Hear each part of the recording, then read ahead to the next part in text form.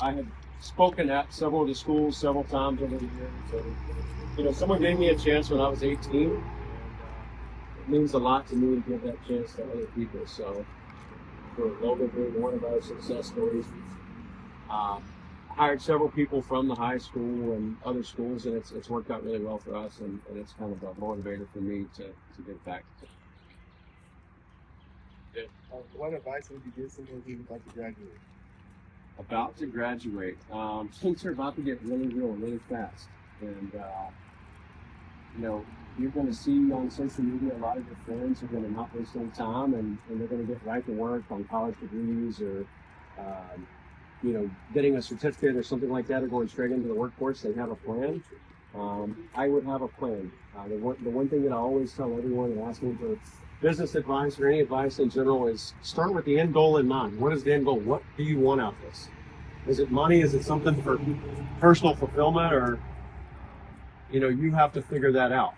And you just got to start somewhere. The longer you sit and think about it and waste time, the worse it's going to be for you. There's an element, you got to enjoy being a kid and enjoying your youth, but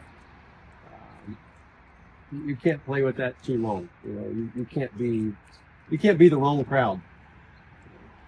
And I did that too. I should have went to college straight out of high school, and I didn't. And because I knew what I wanted to do. Excuse me, I did, and I wasn't real sure about what I was going to do, and I wasted a little bit of time kind of meandering around. And I didn't keep myself busy enough right out of high school. And ultimately, I got arrested at 17 and convicted of 4 felonies.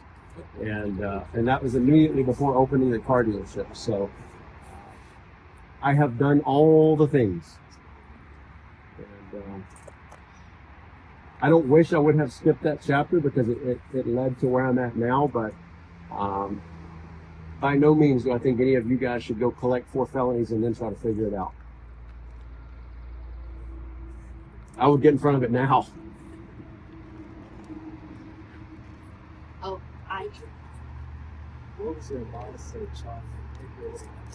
Say that one more time for me. What was your mindset trying to work your way up to? What was my mindset trying to work my way up to owning it? I would say for probably, we've been in business right at 15 years now. I would say for the first 10 years, I don't know that I really had a plan. I was working as an EMT with Charlie for a really long time and running the business on my days off, but I was just making good money. I was living a good life, and then I got to the point that I realized I wanted more and started trying to figure out what more meant. And what it meant to me was buying a building. And at the time, I don't think I realized that when I bought the building, I was going to have a lot more bills, a lot more overhead, and that meant I was going to have to find people to kind of multiply my capabilities. And I don't know that I had a plan for a really long time. It was kind of just living day to day, buying cars, selling cars, fixing cars, washing cars, whatever it took. You don't have to answer. Yeah. What I was convicted of? Breaking and entering, grand larceny, possession of burglary tools, and something else related to burglary. But ultimately, I got really lucky because I graduated high school as soon as I turned 17. So for me, all the charges were sentenced. I wasn't charged, but all the charges were sentenced under the Youthful Offender Act. But I was actually charged as an adult.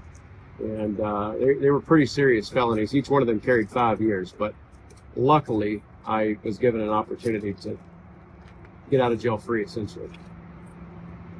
And I got sentenced to 1 month probation, and that was the end of it. this is a great reminder for all of you that your mistakes do not. Absolutely. Yeah. But if you make a mistake and you sit in it, it will define you. But I knew as soon as I got out of jail, my dad picked me up 25 hours. My mom and dad picked me up 25 hours after I got out of jail. And it was probably the longest 25 hours of my life. I still have nightmares about it to this day.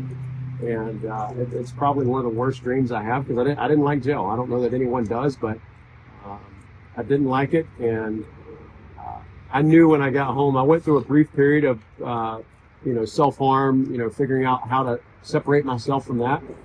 And then eventually probably 3 or 4 days later, I realized I had to put a lot of distance between me and that mistake and move on really fast.